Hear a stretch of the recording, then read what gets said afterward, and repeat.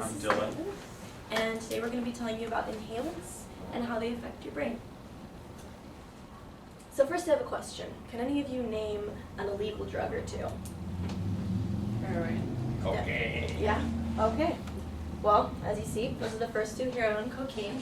There's another illegal drug, and that is prescription drugs if they were not prescribed to you, or prescription drugs after the time frame of prescription.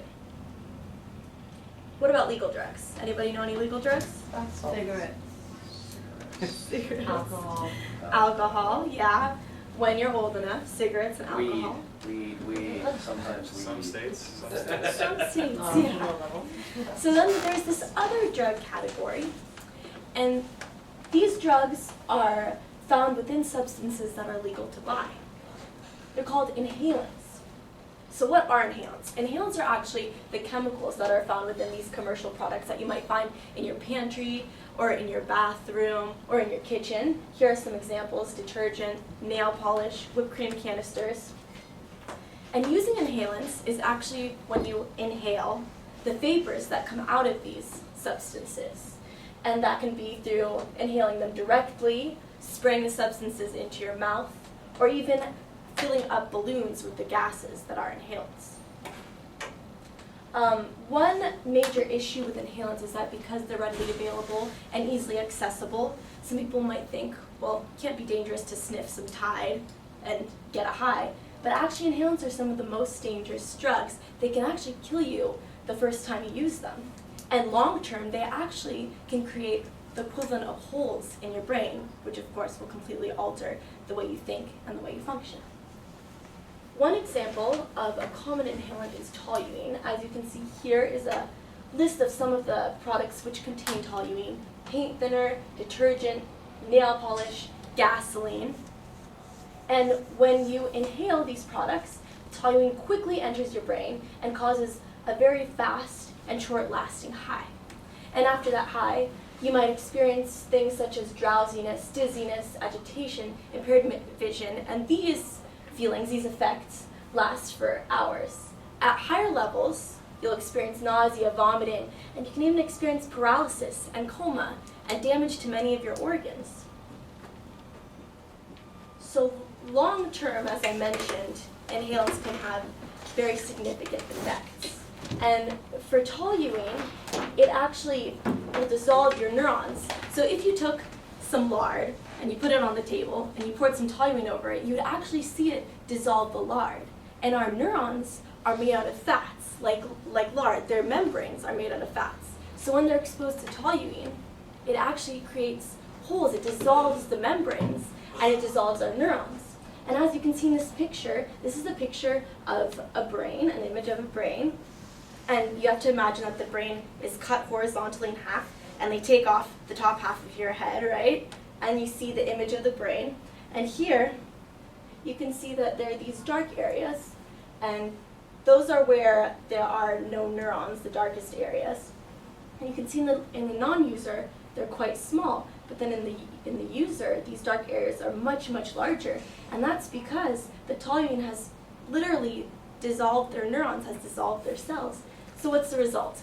Many different effects: blindness, deafness, intellectual disability. You can just imagine the range because it's literally altering the way that your brain communicates and getting rid of some of those cells. So as I mentioned, another issue with inhalants and with toluene is that you can actually die the first time you use these drugs.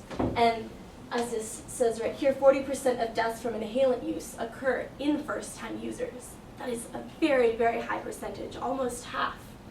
So how do these drugs cause death? How does toluene cause death? One of the most common ways is through something called sudden sniffing death syndrome. It's a funny name, not such a funny syndrome. What happens is that when you're exposed to toluene, your heart becomes very sensitized, and then if you experience even a small startle, your heart can actually stop beating. And another way in which you can die is lack of oxygen, for example, suffocation. And then, in addition, fatal injuries. So, as I mentioned, you're confused, you're disoriented, you lose coordination, you can fatally injure yourself. And now Dylan is going to talk about nitrous oxide. Thanks, BT. So Amiti just talked to you guys about toluene. Nitrous oxide is also an inhalant. It's very similar to toluene. However, there are some important ways in which it's different. So you might have heard of nitrous oxide when you went to the dentist's office. It's commonly used as an anesthetic, so it puts you to sleep and allows the dentist to operate on your teeth without you feeling any pain. So if you need a root canal or your wisdom teeth taken out, they probably will be using nitrous oxide. Nitrous oxide, you might have also heard of it if you've ever heard anybody talk about doing whippets, laughing gas, or nitrous, or NOS, if you've ever played like one of those racing video games like Need for Speed. They put nitrous oxide in the fuel to make the fuel burn hotter and the car go faster. So like I said, it's common, or like we talked about earlier, it's very commonly found in whipped cream canisters. They actually use the nitrous oxide to suspend the cream in like a gas, in a more gaseous state. So if you didn't have nitrous oxide in the whipped cream canister, it would just be like a little sludge coming out of the whipped cream. But unfortunately, this, most people have whipped cream canisters in their fridge. They can use it to get high. They can use it to use nitrous oxide to get high. So what happens when you use nitrous oxide to get high? Well, like toluene, you'll get this initial, sensation of being high, which is, best described as a euphoric feeling. You feel excited and giddy. It's very pleasurable. However, shortly after, if you take too much nitrous oxide, or you take a lot, this can be followed by drowsiness, and you can even fall unconscious if you take enough. Like I said, this is why they use it at the dentist's office, because it puts you unconscious. However, it's very important to realize that the dentist is a trained professional. He's a medical professional who's been trained to administer the nitrous oxide in the correct dosage, so that it's safe and that you're not going to die when he puts you under. If you're doing it with your friends, if you're using nitrous oxide to get high and one of you falls unconscious, none of you are trained to know what to do and to take care of the person. It can be very dangerous. Some of the other effects of nitrous oxide that are very common are impulsivity, so making impulsive decisions, making decisions that aren't very well thought out. And this can be, you can also have a loss of motor control, so the inability to move your limbs very well. And this can be very dangerous because if you're making bad decisions and you decide you want to go do something, like a physical activity, but you can't control your limbs very well, it's very easy to get injured or possibly even, seriously hurt yourself. And then, like Amiti said, like toluene, nitrous oxide, is especially dangerous because you're breathing in a gas instead of oxygen in the air, so you can suffocate, or you can also encounter sudden sniffing death syndrome from nitrous oxide. Like Amiti said, that's when you take the nitrous oxide, your heart becomes more sensitive to the chemicals that your body releases to make it speed up or slow down. So if you encounter something startling or if you get scared, your heart can start to beat really, really fast and irregularly, and sometimes it can even stop, causing a heart attack, which is, very dangerous. So some of the long-term effects of using nitrous oxide, what I mean when I say that if you use nitrous oxide for many, many weeks regularly, if you start to use it on a regular basis, nitrous oxide can impair your ability to think and solve problems, and it can impair your neurons' ability to function. So this can result in, like not thinking as clearly or as well, making bad decisions. You can also have, paranoid behavior. If you heard Daniel's talk, he talks about it a lot. It's when you think that bad things are going to happen to you, even though they're probably not going to happen to you. And there's also the potential for addiction. Addiction is not possible only with inhalants, but inhalants are a type of drug that can cause addiction. Anything that causes activation of the reward pathway in your brain can lead to addiction. So we talked about the reward pathway earlier in the day.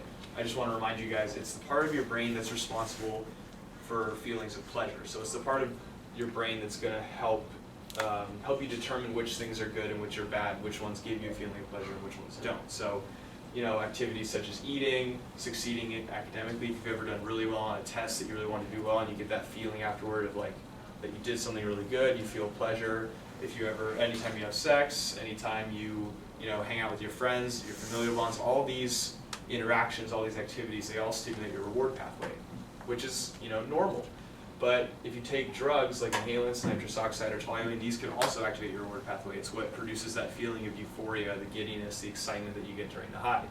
And this can be very bad if you start to do the drug instead of doing productive activities like eating or hanging out with your friends or with your family. Basically, the drugs can hijack your natural reward system and cause you to value other things that produce the rewards instead of the more natural rewards in your life like food or family or friends. So what should you do if you think one of your friends or yourself are addicted to something like toluene or nitrous oxide? Well, the most important thing you can do is you just need to be paying attention. You need to make sure that you or your friends, family, and friendship bonds aren't suffering because they're doing an activity like drugs that are, taking up more and more of their time and energy. And if you really do think that you or one of your friends are addicted to a drug, it's very important to talk to somebody.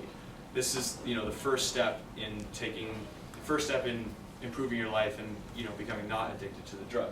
If you're not comfortable talking to your parents or your friends or your teachers, that's okay, because there are people out there who are going to listen to you. I mean, obviously, if you think your parents or your friends will listen to you, you should talk to them. But if you're afraid that they're going to judge you or they're going to be upset that you're taking drugs, there's always somebody out there who will listen to you, and there's always somebody out there that will help you. Here's one particular website, for example, where you can go and get more information and get help. We're also going to give you guys pamphlets in a little bit, which have a little more information about hotlines you can call, or places where you can go where there are professionals, whose entire job it is to help people who are addicted to drugs or worried about becoming addicted to drugs.